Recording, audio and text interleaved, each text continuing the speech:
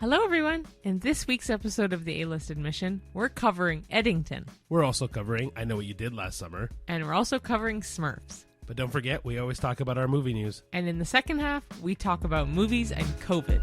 I Know What You Did Last Summer.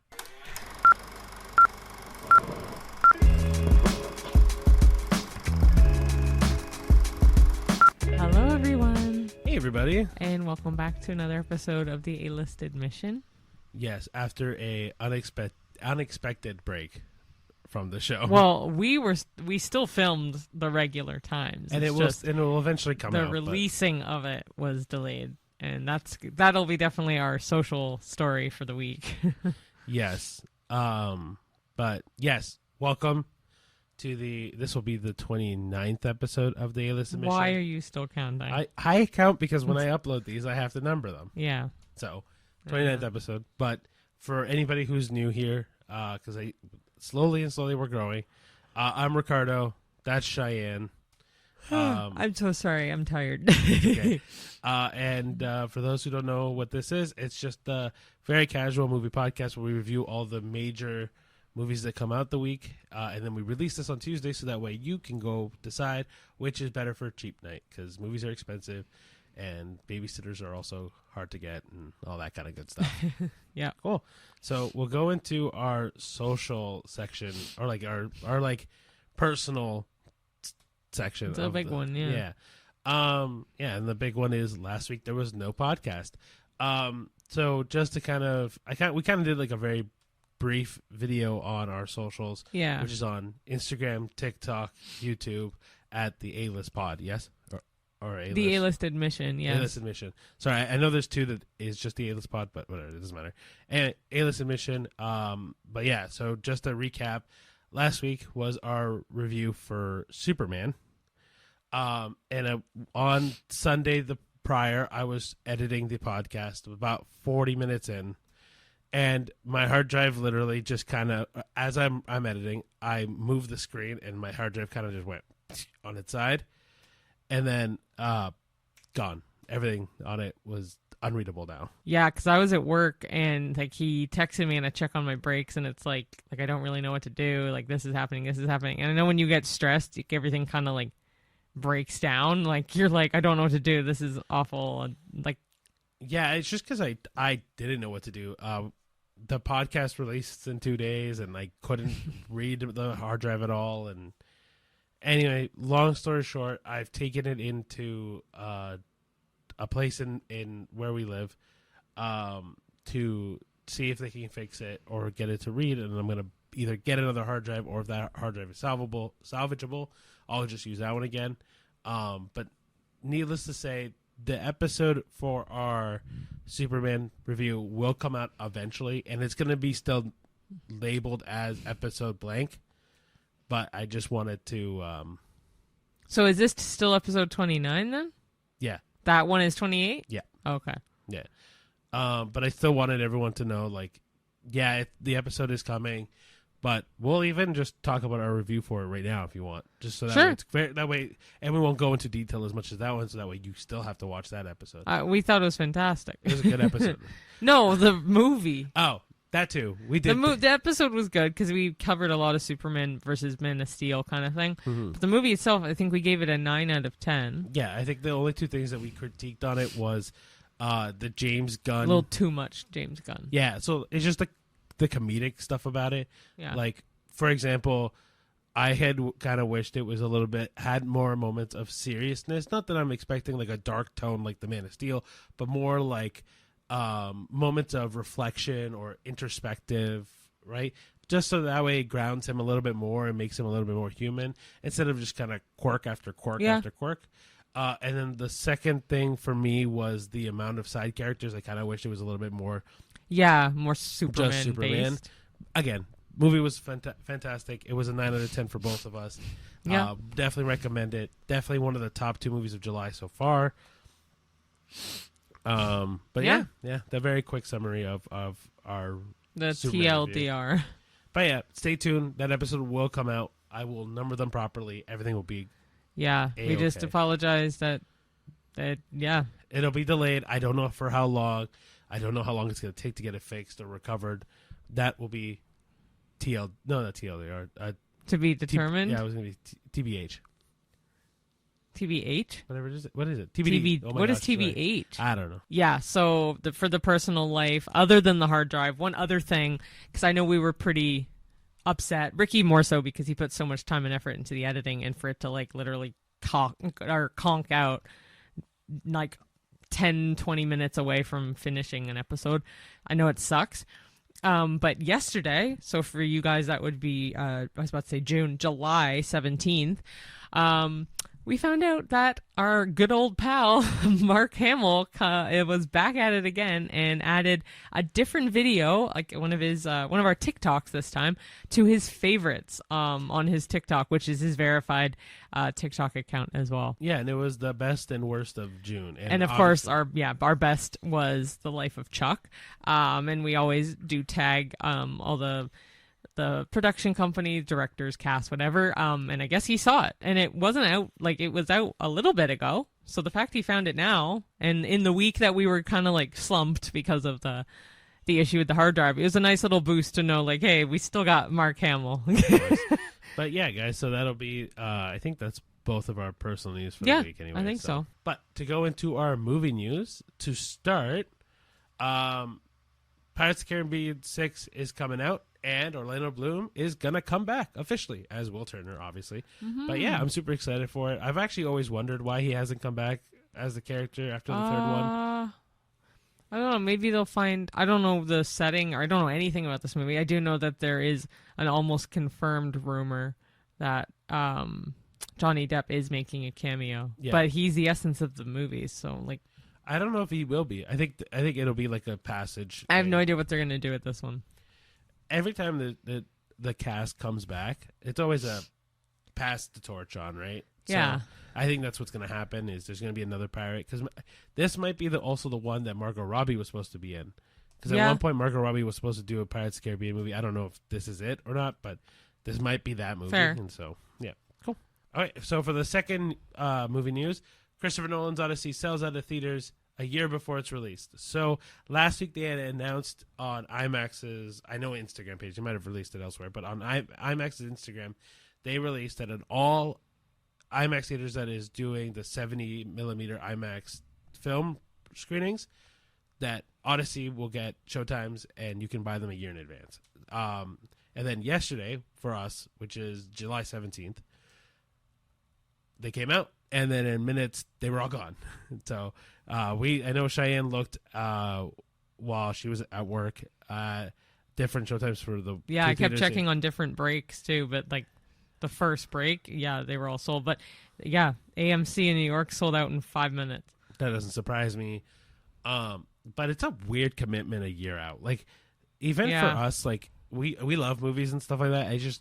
Even when we buy tickets a month in advance, I'm always like, what happens if something happens in that time? And like, I know you could always get a refund and whatever, but like, it still feels weird buying movies that far out in advance. Yeah. Like, I don't know what I'm going to be doing next year this time. You know what I mean? Yeah. Yeah. So I don't know. It is weird, but yeah, it's exactly 1 year before the movie's release that they released the tickets, which is a great marketing ploy.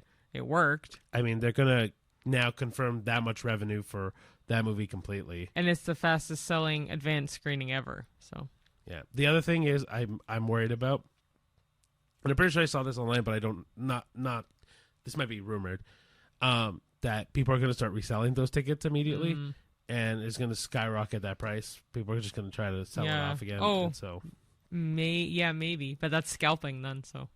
Yeah, but I mean, people do it all the time, right? With other things like concerts and stuff. Well, like that's like SeatGeek and stuff. Yeah. No, but you can always resell them outside of that. Like you can't resell Cineplex tickets or AMC tickets or whatever, Rico, whatever. But like, I'm curious. It probably is people already doing that, and so that's gonna suck. Yeah. Yeah. Okay, next. We did talk about the Harry Potter show that the production did start, but they've actually have some images that got leaked online, which is really cool. Like one of them shows Dominic McLaughlin, who's the 11-year-old playing Harry Potter. Showed him in costume, showed some of the behind the scenes production crew stuff. And I didn't realize, or I forgot, that it's actually going to take 10 years to complete the whole show. But the first 2 seasons are only 6 episodes each. It could be 90-minute episodes because it is HBO. Fair enough. I just wish there was more episodes. Yeah, me too. But this confirms some more cast members. So Rory Wilmot is going to be Neville Longbottom. Amos Kitson is Dudley Dursley. Louise Brealey is Madame Rolanda Hooch.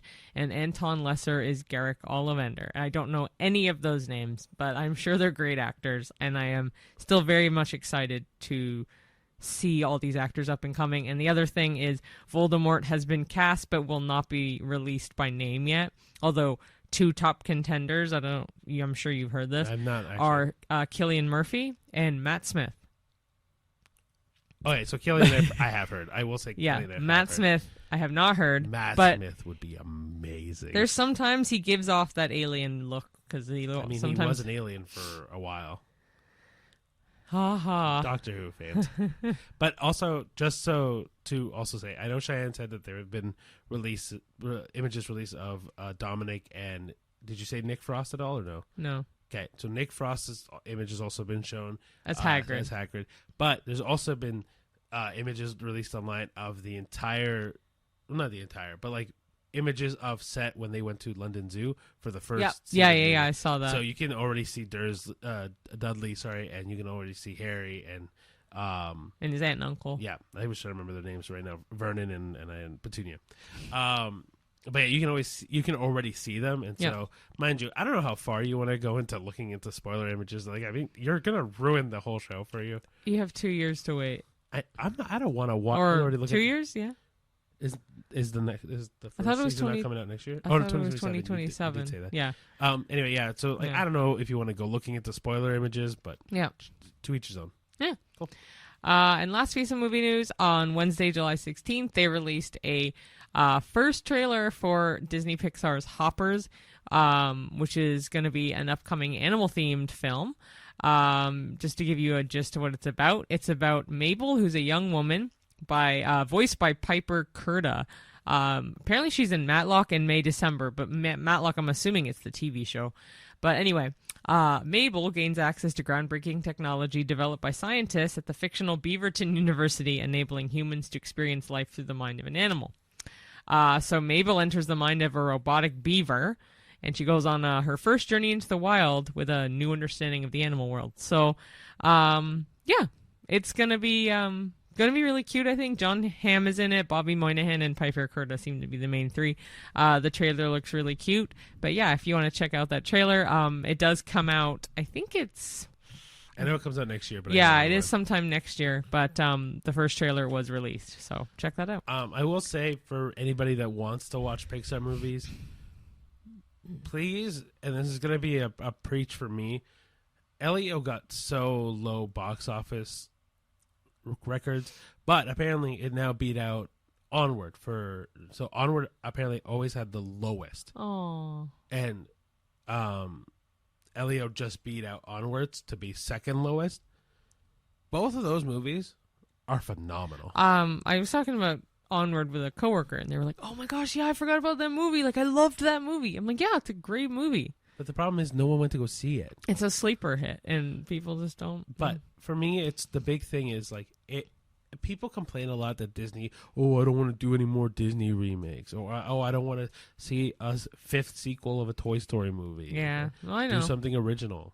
Then they do something original, and no one watches it. Nope. So that probably will be the same with Hoppers. I know, but this is kind of like my plea ahead of time, a year early.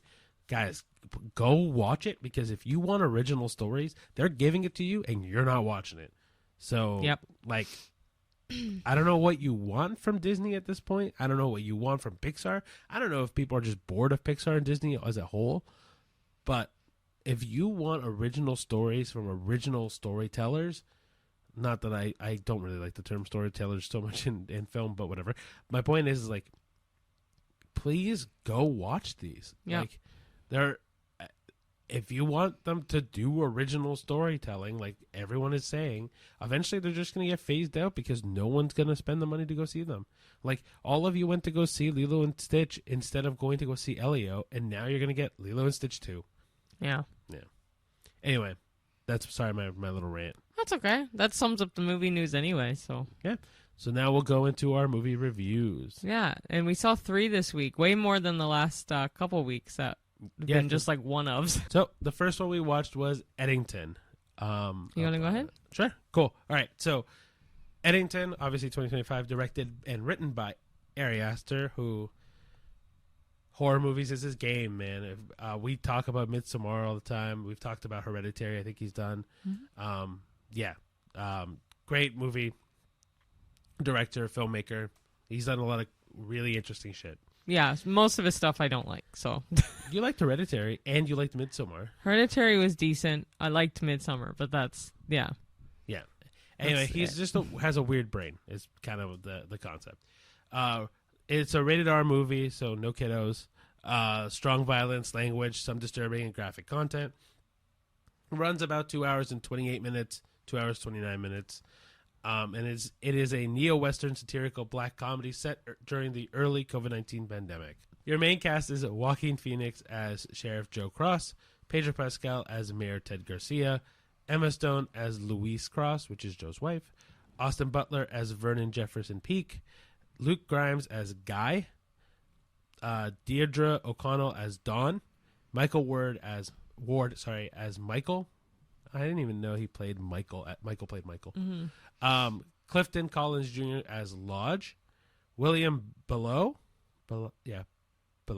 as Officer Butterfly Jimenez, and Emily Herfurle. Right? Herfurle? L? Oh, it is an L. Yeah. I don't know. Emily Herfurle. Emily? Yeah. Emily? As Sarah. All right, and then the spoiler-free synopsis is, in May 2020, Eddington unfolds in a fictional New Mexico town where ideological fault lines fracture neighborly relations. Sheriff Joe Cross refuses to wear a mask during the early pandemic, setting off a fierce battle with Mayor Ted Garcia, even as their personal history collides with public crises. As public health mandates become political tools, social media feeds conspiracy theories, and familial trust erodes, Eddington spirals towards chaos in Ari Aster's darkly comedic yet unsettling portrayal of modern American strife. I didn't like this movie. It wasn't good. It finally picked up a little, but holy man, it took forever. It was such a long movie. So without spoiling anything in this movie, truly, it taking place in the COVID area initially was intriguing because it's not something where we haven't seen a movie really use COVID as a landscape. Well, they've used pandemics, but not specifically COVID. Yeah, no, that's what I'm saying. Yeah. We haven't seen a movie yet that has been like, all right, this is COVID 2020. The closest would be Planet of the Apes or 28 Days Later. Yeah, but 28 years later would be the old one. 28 days later. Way before. No, I know, but it's still a monkey virus. I know. I'm saying the closest comparison in my brain. But I'm saying for COVID, it was interesting because we haven't seen anything that uses COVID as a actual like almost setting or character in a movie. And even at the beginning of the movie, you kind of immediately feel this unsettled feeling because it just kind of refreshes what you felt during that time. And this movie runs into the issue of trying to stuff way too much stuff in it, like ideas in it, which makes the beginning so convoluted.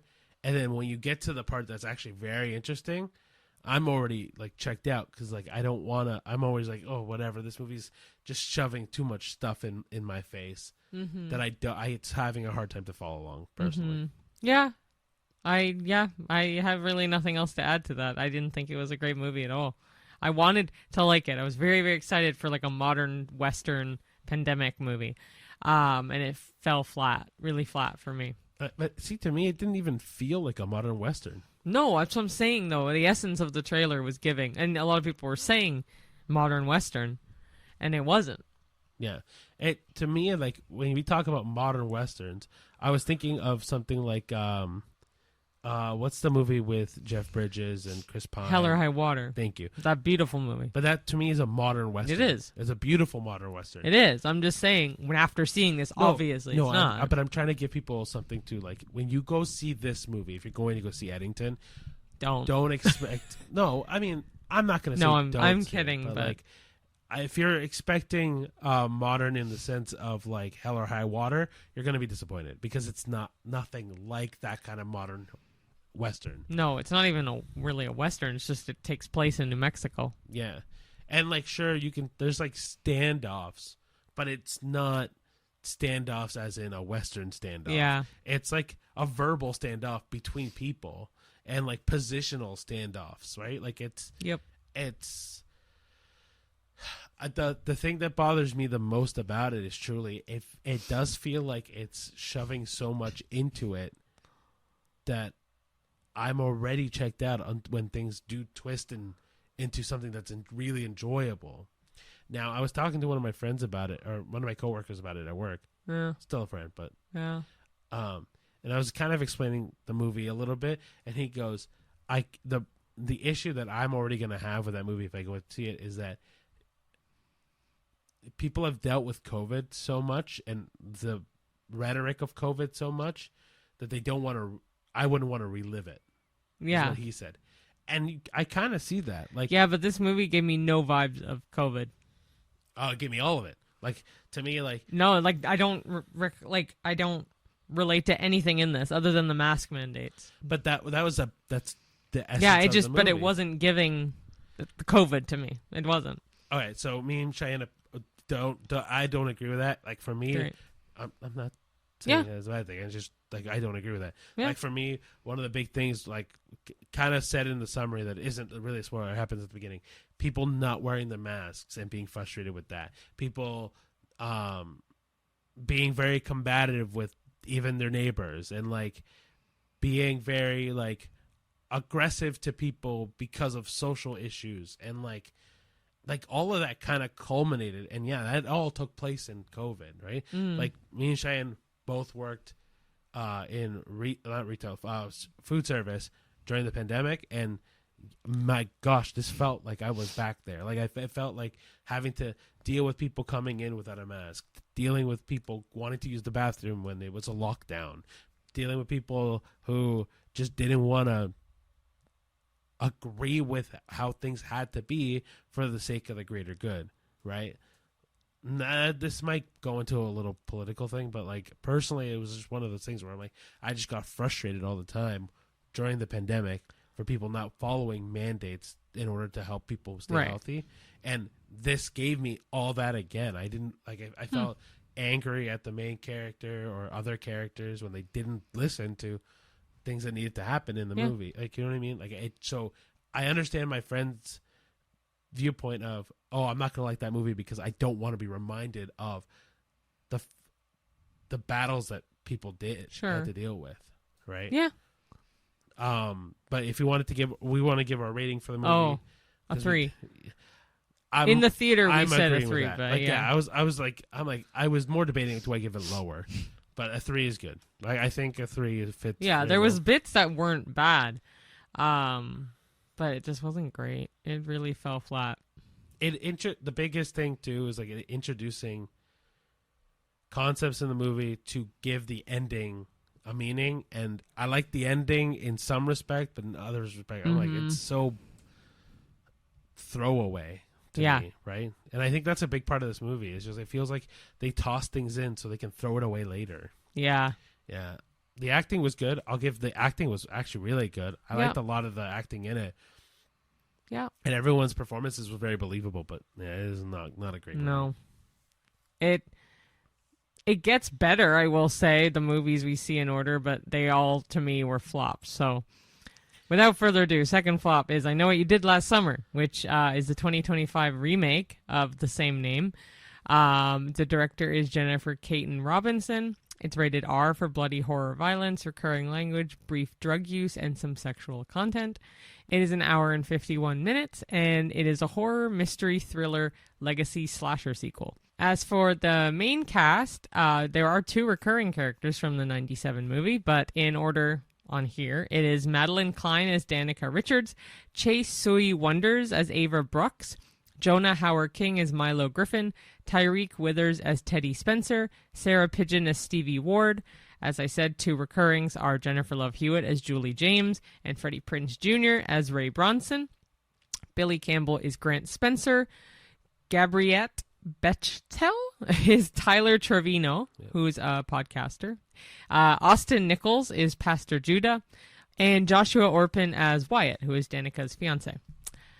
So, spoiler-free synopsis. A year after a tragic car accident, which was inadvertently caused by 5 friends, they bury the truth and swear never to speak of it.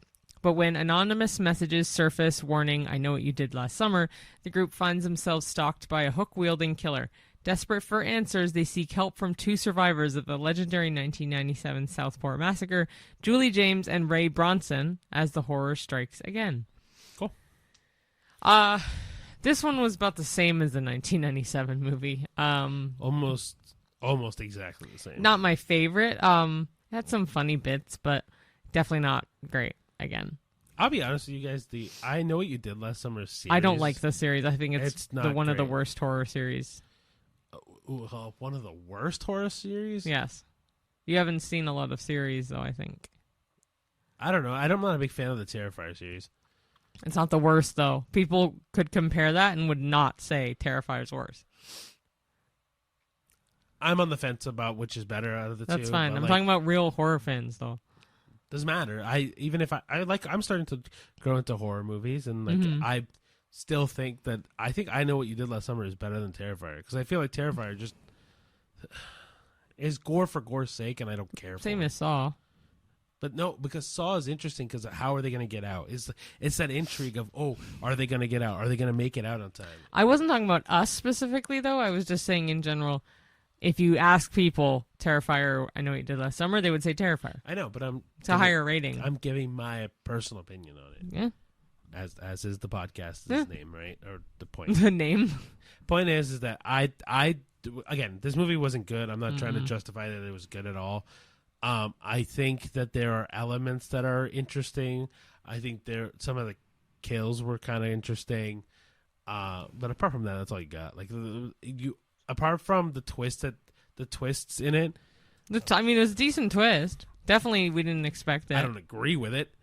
I'm not going into any details on that. We're not going to go into talking details about that. All I'm saying is we both were surprised.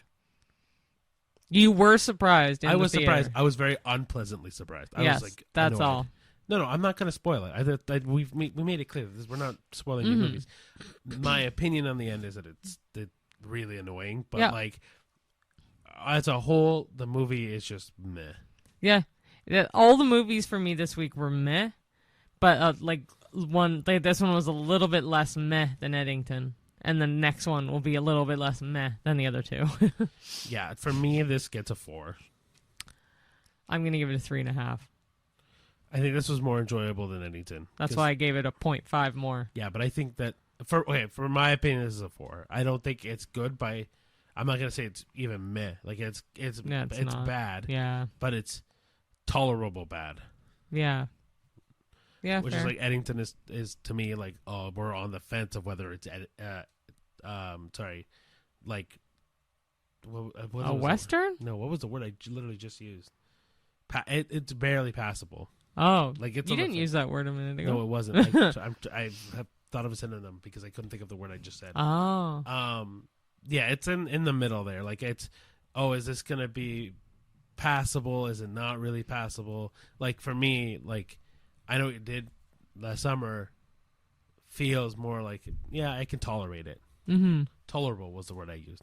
Oh, yeah. That's why passable works. Anyway, that's just my point. But, yeah, I would say if you enjoy the I Know What You Did Last Summer series, I'd recommend this movie. You're going to enjoy it. Yeah, I mean, if you have seen the other series, I would say just see it anyway.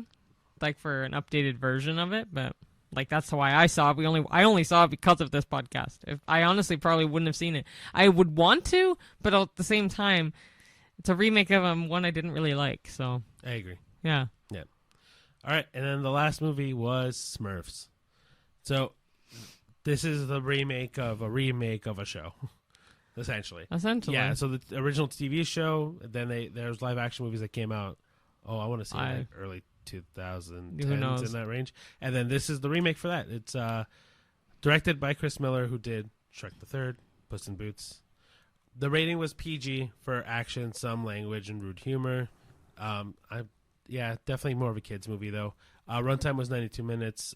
And then the main cast was Rihanna as Smurfette, James Corden as No Name Smurf, John Goodman as Papa Smurf, Nick Offerman as Ken, J.P. Karliak as Gargamel and Razamel, Dan Levy as Joel, Amy Sedaris as Jaunty, Natasha Lyonne as Mama Poot, Sandra Oh as Moxie Smurf, and Jimmy Kimmel as the Friendly Tardigrade. Yeah. That's a lot of A-list, or like at least notable. No kidding. Yeah. And it's so funny because I'm reading the list and I'm like, oh yeah, and I'm like literally pairing up the characters to the voices now. Anyway, the spoiler-free synopsis is when Papa Smurf is mysteriously captured by the evil wizards Gargamel and his brother Razamel, the Smurfs, led by Smurfette, embark on a colorful adventure into the human world to rescue him and protect a powerful magical book. Along the way, new heroes emerge. An identity-seeking Smurf discovers his hidden powers, and the gang's journeys throughout fantastical realms filled with humor, fantasy, and heart. Cool. Again, kind of like what Cheyenne said, none of these were like amazing by any means. Mm-hmm. This one to me falls into meh, like right in the middle. Like it's okay. There's things about it that's funny and good, and then there's things about it that I'm like, oh, that's kind of boring. Yeah. Yeah, but it's a kid's movie. So, again, judging it based on that kind of thought process, I think there's a lot of elements that kids will like a lot. I think there's definitely some humor for some adults. My one thing that I wasn't a huge fan of, but they probably did it for two reasons, was they really leaned on Rihanna as the name character for this movie. The name character? Yeah, like you meant main character? The name character. Like the hell? They really leaned on her as in on every poster it's Rihanna as Smurfette, the Smurfs. Or anything in terms of marketing for this movie was Rihanna. I didn't even know James Corden was in this movie. I didn't know I did. John Goodman, but it wasn't advertised that way. It was never advertised as, oh, John Goodman or Natasha Lyonne or Amy Sedaris. It was always Rihanna's Smurfs, essentially. Yeah. Which was, to me, it's kind of annoying because you do have a lot of great people in this movie. But it was Rihanna's Smurfs. And they probably did that, one, because she has top billing and they used her music in the movie and, like, you know what I mean? And then also because, to drive parents to go see it, they used a name that, Rihanna never acts, so she's probably in it. But to me, it was like, there's other people that are phenomenal. I like John Goodman does no wrong ever. No, he's cute. But I'm saying that in the sense of like, it's annoying that they only used her as the billing. As the billing. Sorry, I thought you said as the villain. No, but apart from that, yeah, the movie is cute. There's definitely some cute moments. There's definitely some funny moments. There's definitely some modern pop moments, kind of like the newest Trolls movie where. I like Trolls is way better though. I agree with you. Yeah. But like I'm saying, like there's definitely that kind of vibe where the music is definitely more poppy now, and yeah.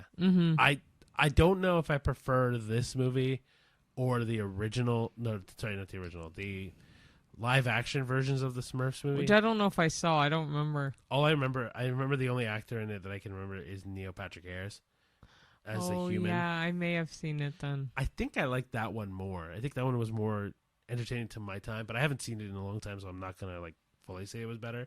Regardless, there is a lot to this movie that's boring as heck, and it's almost I know it's an hour. It says an hour and a half. It feels almost like 2 hours. Yeah, this movie. But also, For me anyway, the atmosphere in the theater didn't help. There was someone on a video call. There was someone recording the movie. So I ended up going up and talking to an employee, letting them know. And we told the people to turn their phones off, and they just would not turn them off. So that definitely tainted it.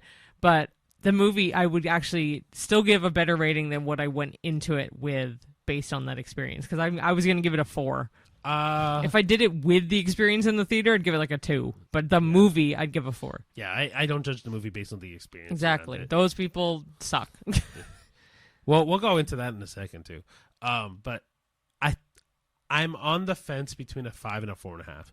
And the reason why is I'm like, was this movie truly middle of the road, like good or bad, or did it lean more on the bad side? It did for me. I'm really in the fence. I'm gonna give it a 4.5 because I think the stuff that was good in it doesn't make up for the stuff that was bad for it all the way. So you still give it a better rating, 4.5? I think it's better than I Know What You Did Last Summer for me, and I rated I Know What You Did Last Summer as a 4. Yeah, I'm curious what your thoughts are going to be as the year goes on, because I'm pretty sure there's some other movies that you liked more that you gave a worse rating. I feel like probably, but we do this all the time though, where we've rated stuff that I probably like. For example, we rated Dogman as like bad, but I do want to rewatch it because I did not give it the proper right, because I fell asleep for some of it. So. And we also rated Nosferatu as really bad. And that's another movie we want to. We're like, also with Nicholas Hoult. So it's one of those things where like, we'll rate it what we feel like in the moment. Like for me right now, is it middle of the road? Yeah. Is it a little bit worse than middle of the road? Yeah, I would agree with that more. But there's definitely some worse animated movies that came out this year, and there's definitely some better ones. Like for me, Night of the Zoopocalypse. Yeah, but I was literally just about to say Night of the Zoopocalypse at the time. I'm like. I probably liked it more at the time, but now thinking about it, the rating I gave it makes more sense, and we gave it a 3. I don't know if I gave it a 3. I think you gave it like a 0.5, like, yeah, which is I think ridiculous considering Alternates was way worse. No, then Night of the Zoopocalypse, I probably gave a 1 or something. It came out before Alternates. Oh, okay. So that's probably why you gave it such a low rating. But I do think Alternates is the worst movie we've seen all year still. But to kind of go into one thing Cheyenne mentioned, which was the theater etiquette. Turn your damn phones off. Dude, this is a thing that's happened in every fucking movie we've seen in the past month. Yeah, and this one was no exception. Well, this one was the worst one. This was the worst one. It was like a huge family of people. Then the couple of the kids kept running to the front, like in that little... So that doesn't bother me as much because... Well, I would get your children to behave in a theater, but... For me... Or at least as best as you can. For me, if you know your kids aren't going to behave, don't go to the theater. That's kind of how I am. Yeah, but the issue was they were the front row. So anyone behind them could see what they were doing, and they were not hiding the video call and all that. So for me, it's not the kids necessarily, because it's also a kids' movie. I kind of have to take it with the experience, right? It's going to be a kids movie. Kids are going to be in the movie. Kids are going to make noise. So that stuff didn't bother me as much. But for me, the big thing that bothered me the most was the going on your phone, recording stuff on your phone, taking a video call on your phone, and then when you get told by other people, put your phone away, and you still do it. Like I yelled at the woman that was doing it. Calm down. Not you, sorry. Like calm down. Like what are you doing? Like one, you're with your kids. Focus on your kids or the movie. Only 2 things to focus on. Not your phone. Not Snapchatting the movie to whoever the hell is watching your Snapchat right now. 2, if you're voice calling, don't go to the theater. Like, if you're going to do a voice call, that's fine. You can do a voice call. Not there. Do it outside. Not in the middle of a movie. That makes no sense to me. You're paying money to see a movie. Yeah, you're going for your kids, but at the same time, but you're going have decorum. But you're also going for your kids, not for the person on the other end of the phone. I know, you're a grown-ass adult. Act like one. Like, that's all I can say. Kids, can't expect them to do much else. They're kids, but it doesn't make them less annoying. I know it's not less annoying, but the problem is that because it's a kid's movie, you're going to get that anyway. Yeah. The one thing that it reminds me of the most, and I told this to Cheyenne, was... This might sound weird, but we love Bluey a lot. Oh, love Bluey. We love Bluey, and we don't have kids, so but that's always surprises some people. But in Bluey, there's a scene there's an episode where Bluey has a hard time watching a movie because of the scary parts. That isn't really scary, but It's like a thunderstorm kind of thing, yeah. But her sister, Bingo, runs around and is frantic and is right. So, and taking that into consideration, going, okay, some kids just can't sit still, and I get that, and I fully understand that. And so running around in a kid's movie, I have to accept because it's like that. Now, if kids are on their phone or scream, like full on belting screaming, then it kind of then ruins the movie for me.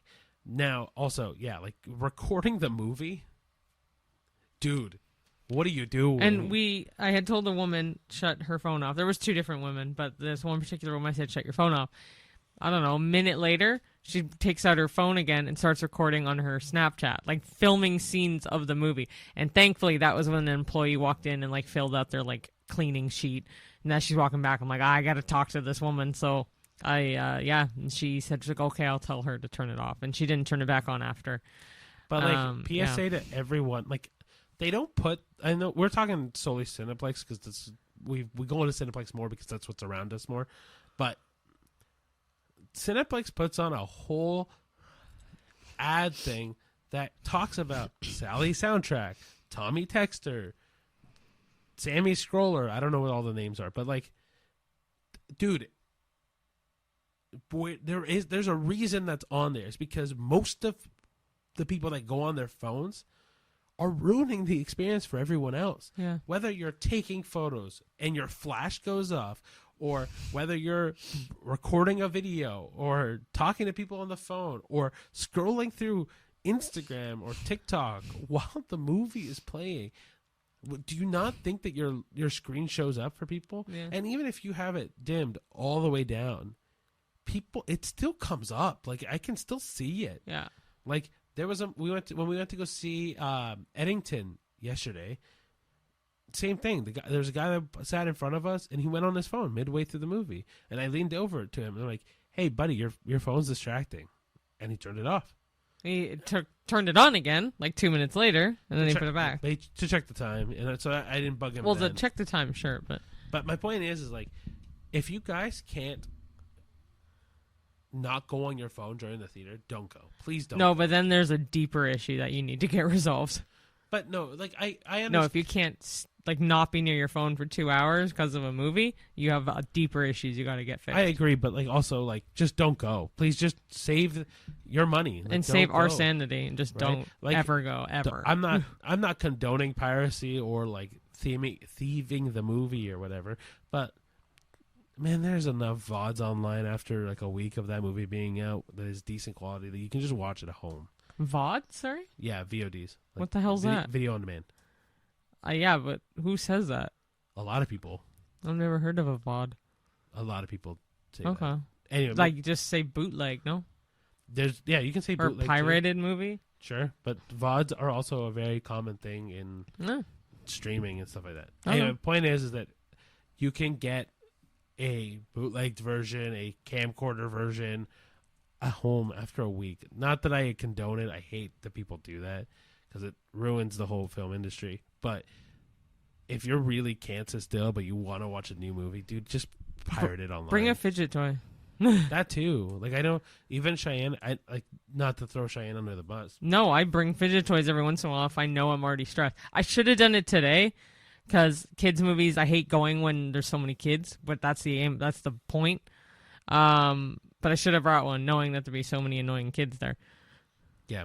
Like, well, no offense to kids, sorry, but sometimes even the parents get annoying too. Don't get me wrong. I'm not saying that there isn't one annoying kid on there at all. Like, there's definitely kids out there that are annoying as hell. But if you know you can't stay still for, not the kids, sorry, adults. This is towards adults. It could be in the parenting too, because I remember growing up, I knew how to sit still in the movie theater. Like I grew up different. Yeah, but I feel like there's some kids that just don't have that capacity. But I do think it's a lot to do with parenting. I think it's a bit of both. I'm not going to say one. Anyway, this is way off topic. But the point is that like if you're an adult and you can't stay off your phone for 2 hours at all, one, we need to get that figured out, and two, don't go to the theater. Yep. Don't record the movie. Don't FaceTime anybody. Don't take pictures of the movie. Don't go scrolling on Instagram. Don't text anybody. Just stay off your fucking phone. Yeah. Like, I've had enough of me having to go and lean over or scream across the theater, dude, turn your phone off. I did that today for the women. But anyway, just don't do it. That's the essence of it. Out of the 3 movies we saw, I would say, see, like, if we had to pick, I would say see Smurfs. I agree. Yeah. Yeah. It's not It's great. cute. It does have some, when they say rude humor, it's definitely kid-based rude humor.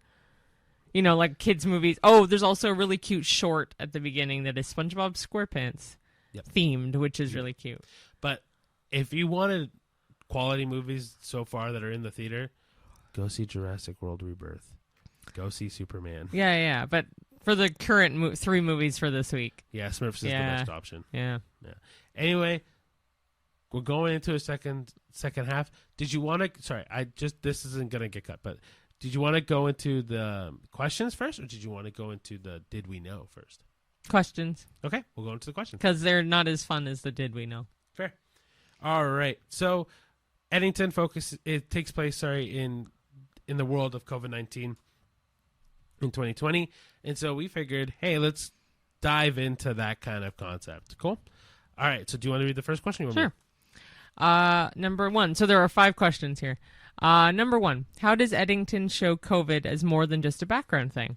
So, in essence, how does it affect the people and the story? It's the motivation for the movie. Like, I think the reason why Joe Cross does what he does in the movie is because COVID happens, which affects their community, which affects their political careers, too. Yep. Because, Ted Garcia. Ted, thank you. Yeah, he's trying to build a data center. That's not a spoiler. Really just movie. Yeah. But he's also he's running for re-election of mayor, and he's very pro-mask. Yeah. Very pro against Joe's very anti-mask. So. Yeah, and then that's the catalyst for the movie that starts, and then also other social things happen that revolve around the pandemic.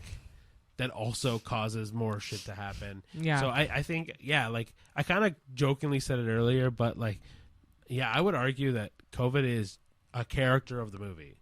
Like, even just embodying characters sometimes. Like, it does really feel like it is an important character to the movie. Yeah, definitely alongside Joe. Yeah. I won't go any further than that, but definitely. I agree. Yeah.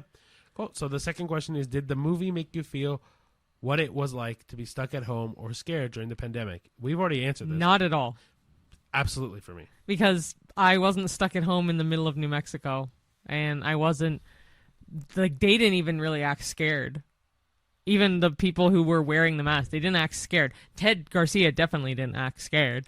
No, but it did definitely remind me of working in food retail when we were in the pandemic, right? Dealing with people like going into the store without a mask on and then having to tell them, hey, you have to wear a mask. The only thing that it made me feel stuck at was because it was so boring, I was stuck in the theater. That was it. Fair, but like it did not feel like I was stuck at home. Like, it didn't give me any essence of COVID because they still went out and about. Yeah, even like Emma Stone, so Louise, who's Joe's wife, she goes out, finds people like out and about. Like, she goes out and does things, but she's not stuck at home. Like, no one acts like they're stuck at home, not once. Well, this is kind of the moment the movie takes place kind of in the pandemic where people still have to go shopping though, and so they have to go out, but they're wearing a mask, and then people get refused at the door because they're not wearing a mask. You know what I mean? Like, yeah, I know, but it didn't make me feel like I was stuck at home because none of them were. Fair, stuck at home, no, but scared of the pandemic. Yeah, I remember that this does bring back those feelings of like, oh, the pandemic is starting. Now what are we going to do? How are people going to act? Oh, I have to wear a mask. Like, yeah, those were not scary as much. Like, I wasn't scared during the pandemic as much, but because for me, I have a science brain, so whatever the scientists said, I believed 100% and truthfully, right? So I wasn't scared because I knew what to do, but like the little things that irritated me during the pandemic all got brought up again. because it Interesting. was things in that movie that I'm like, oh yeah, that bothered me. Like, this isn't the spoiler, it's literally the beginning of the movie, but like one of the cops wasn't wearing the mask over the nose. Oh, it drove me fucking Oh, nuts. that happens a lot in the movie. People like talk and it starts to fall down and they'll pull it back up. Yeah, but then like I don't understand why it falls down their nose so often. Like, are they have it too low on their chin? or the mask isn't big enough. Yeah, they must have a big nose. A lot of people had big noses in this movie, though. There was a Yeah. girl in this movie who had a big nose. But that's my answer. The point is like for me, it felt very reminiscent of the little irritants of COVID pandemic. So Yeah. dealing with people not wearing a mask, dealing with people who are not wearing the mask properly, dealing with people who are reluctant to wear the mask because they are pro-choice, or you know what I mean? Like it's stuff like that. Like that part bothered me a lot because it was things that bothered me a lot in the pandemic as well. Yeah. Yeah. That's what I was saying. I'm not scared or stuck at home. Okay, question number 3. How do you think living through COVID changes the way movies like this are made or watched? Kind of what I said earlier with my coworker friend, where he said, I don't need to relive all this. I get that concept of it. I think I didn't read. I felt like it didn't change. Like, how do you think living changes the way movies like this are made?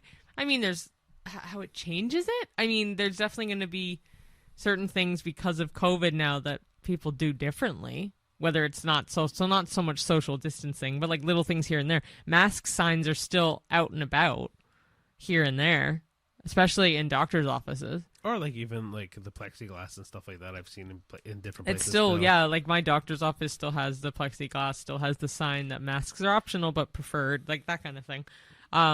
So I don't know if that changes the way movies like this are made, but definitely how they're watched, I would say. If we go by movies that are pandemic based, Yeah. like if we shift the view from Yeah, like yeah. how, yeah, if like when we watched, maybe it's not 28 Years Later is a bad example, but like Contagion, 28 Days Later, pandemic movies like that, to me, I can now relate to them more, right? Like even when we talk about like Dawn of the Planet of the Apes, Yeah. like when the animals started just slowly getting infected and getting sick, Mhm. right? Like stuff like that, I can go, oh shit, I kind of know how that feels now Mhm. because of the pandemic. Mm-hmm. But if we talk about movies that are about the pandemic, this movie, there's nothing changes about it. The only Yeah. thing that about it that I do feel is like, if we're going to do movies about the pandemic, Yeah. change the view. Like I want to see someone feel isolated because of it. I want to see. Yeah, it didn't someone- give enough isolations for me, personally. Fair. Because there was a lot of people in this movie. But I also will say this movie, because it takes the view of the sheriff and a main political figure during re-election, they couldn't just stay at home anyway. Mm-hmm. Yeah, that's true. Right. Actually, I'm going to read the next question because I don't really have an answer for this. So, you will. Did Eddington change how you think about science and people's reactions during the pandemic? So my answer is no. So that you can just go My ahead. answer is also no. Like, Oh, well, you like science, so I figured you'd have it an didn't answer. change anything for me. It was more like, you know what? I knew people like this existed in the pandemic because I dealt with people like that, right? Yeah. Like, It didn't change how I think about people's reactions. People's reactions are the same. There's always going to be a Ted Garcia, and there's always going to be a Joe Cross. I completely agree with you. Yeah. Like, I know being yelled at the door for, oh, this whole thing is stupid. I've dealt with that. I've dealt Yeah. with people being, oh, let me triple mask because I want to protect myself, which is also completely valid. Like, Yeah, and people still do it now. Like, actually, I went to the gym this afternoon, and there was someone there who brought a full bottle. I didn't tell you this, a full bottle of hand sanitizer with them, as well as wearing a mask while they were working out. yeah, and that's totally fine if that's what they want to do. Yeah, but Look, there's a reaction both ways of it. The science about it, as the science brain, I think it's ridiculous that people didn't do certain things during the pandemic. I think people are too much in their head about other things during the pandemic. Try not to be too controversial, truly. It's just like, I don't know. well, I think it's great. Actually, I think masks are great if you're sick or have a cold and stuff. It's actually nice to have that option. Yeah, of course. But I never would have thought of using it prior to COVID. Fair. I don't know. For me, it's like, if you have the opportunity to get a vaccine, get the vaccine. If you could wear a mask and that wouldn't affect your everyday life, wear a mask. Like, that was kind of my thought process during the pandemic, and that's how my thought process is after the pandemic. And people kind of reacting like, "Oh, it's my choice to wear a mask," is like, to me, kind of bullshit. Yeah, I know that that's very controversial, and I'm probably gonna get a little flack for it in comments and shit like that. But like, for me, it's as simple as that. Like, some people get the vaccine, some people don't. That's your that's your choice. I'm not going to change you on that.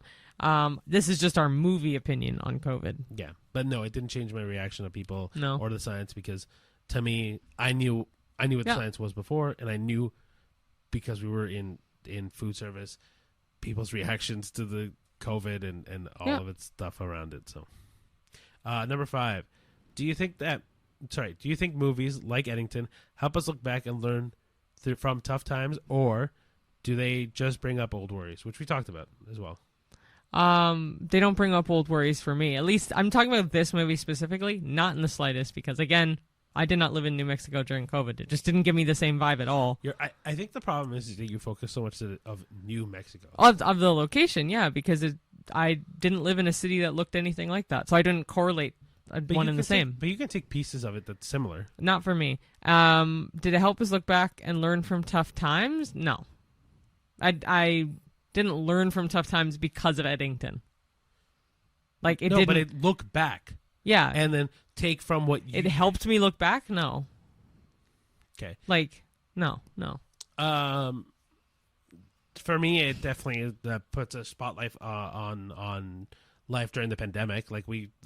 There's no ifs, ands, or buts about it. We definitely went through it, and we definitely went through daily life, whether you were stuck at home or you were out having to do certain things about it, right? And do I learn from it, though? Like, personally, no, because I know what I went through during the pandemic, and there was not really much to learn. I can see people gaining the other side of the perspective from this, because, like, there's going to be some people that were like, yeah, pro-choice, that see this movie and learn the other side. I don't think it brings up old worries. It may potentially bring up new worries, though. My worry in general for pandemic movies is that people do what Joe Cross did and, like, just negate half the shit that happens. Yeah. Yeah, but that's just me.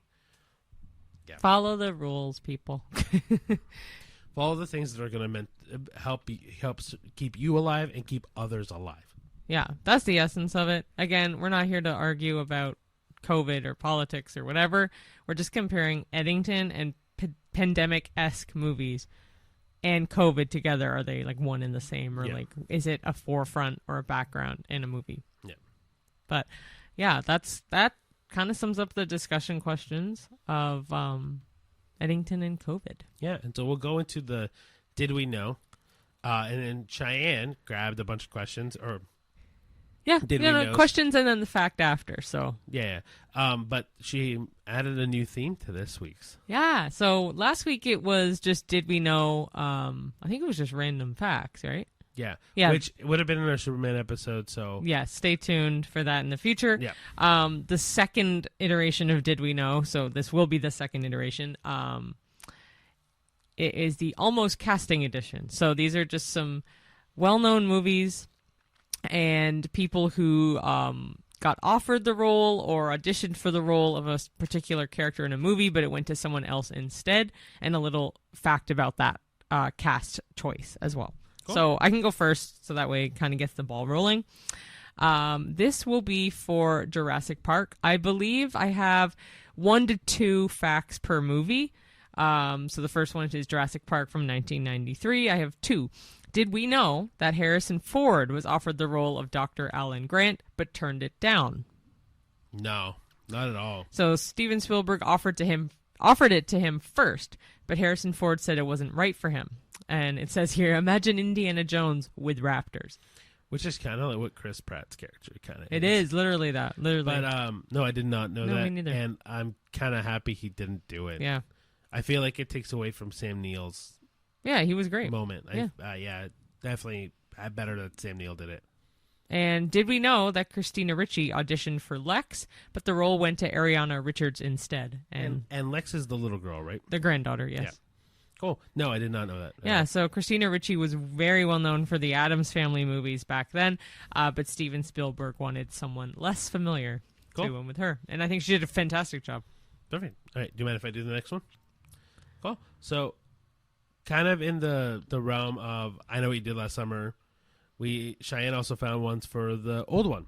So, did we know that Melissa Joan Hart turned down the role of Julie James that obviously went to Jennifer Love Hewitt? I did not know that. I didn't either. Do you know who that is? Yes, I do know. Okay. She said it wasn't her kind of horror, which cleared the way for Jennifer Love Hewitt to make it iconic. Cool. So the second one is, did we know that Jared Leto was considered for Ray Brunson? I did not know this. The producers wanted grungy hot, and he was very 1997 grunge. Okay. That's very funny. But no, I think Freddie Prinze Jr. was a good choice. And I love the relationship of him and Sarah Michelle Gellar outside, like in personal life. They're so cute together. Mwah, chef's kiss. Next is Lord of the Rings.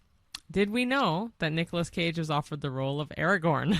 I did not know this. No, and I'm so happy. He said no due to family obligations, but somewhere in the multiverse, that version does exist, which is I'm insane. So happy. So happy. This is Viggo yeah. Mortensen's character, yes? Yes. Yeah, I'm really happy he did it. Yeah. He is so Was perfect. Viggo Mortensen well known before? Yes, I think so, but I don't remember for what for. Okay. Okay, so Titanic, another one for Titanic, 1997. Also the same year. Dude, wow. We did 3 movies of... Is it 3 movies in 1997? No, 2 movies in 1997. Sorry, I confused Jurassic Park for a second. No, anyway, but 2 in the 97. Yeah. Did we know that Matthew McConaughey auditioned for Jack and almost got the role? I did not know that at all. That's kind of wild. Yeah. Even Kate Winslet thought he was going to get it. What? That's crazy. I don't know if I prefer that. That's a kind of in between there. So this one's not so much cast as director, but I feel like you'd appreciate this. Did we know that Steven Spielberg was originally attached to direct Interstellar before Christopher Nolan took over? I don't know if I remember. I thought he wrote it, Christopher Nolan. It sounds very familiar. No, his brother might have written Oh, it. maybe. But it says that would have been a very different movie. It definitely would have. It would have been more E.T. family friendly. Yeah, rather than deep space, multiverse, dark black wholeness. Like, I'm very, very glad that it was Christopher Nolan. I'm really curious. I love both directors equally. I think they're both equally amazing in their own right. Yeah, I think they're both geniuses for very different reasons. Obviously, 2 of my favorite movies are attached to Steven Spielberg. But I'm very curious to see how that movie I love Interstellar, so I would be curious to see how that would have played out. Mm-hmm. But yeah, that is the almost casting edition of a Did We Know? But we didn't really know any of these. Literally none of them. Yeah. But that is also our episode, ladies and gentlemen. So, thank you so much for watching. Just remember, guys, these are all of our opinions, whether they're fact or fiction. Yeah. So please take it with a grain of salt. But if you have a different opinion or agree with any of our opinions on this thing, let us know in the comments below, whether it's on YouTube, Spotify. Do you want me to say them this time? Whether it's on YouTube, Spotify, or wherever you get your podcast. But you can also follow us on any social media on... Thank you. YouTube, TikTok, Threads, Letterboxd, Instagram, Facebook. It's not as easy as it looks. No, did I say YouTube, though? Yeah, TikTok? that was the first one. That was the Instagram? one. That's not the third one, but yeah, you did say it. Okay. All of those. All of the main social media. I don't know if you said Letterboxd Twitter as or well. X as well. I think I said X, or I may have said it. Anyway, but yeah, and if you want to catch the short form of any of these photos, any of this video, we do post Reels, TikToks, and Shorts on Instagram, TikTok, and Shorts accordingly, or and YouTube accordingly. But yeah, guys, please rate us 5 stars on Spotify or whatever you think we deserve, and if you think we deserve any different, let us know and follow us. Yeah, and I'm sorry if I seemed a little off in this episode. I think I was a little tired. You were definitely a little bit snacky. I know. I have my monthly friend coming soon, so that's not helping. I think we're both. Just I think I apologize if I acted a little snippety doodah, but I also apologize if I also was a little bit snippy. I'll be honest with you. I think not losing the episode, but not posting that episode also pissed me off. But yeah, you know what? Life goes on. Technology has its moments, and it just happened to have a moment. So life finds a way. Yes. At least we know to not gently tip over the hard drive, because apparently it will just knock out the data. It'll. I just have to be more careful with anything that do with around. Yeah, the podcast. but you didn't even do it. Like, you literally just. easy tip. Anyway, Yes. thank you so much for watching. Please follow us wherever you go. And we'll see you at the movie. Bye. Bye.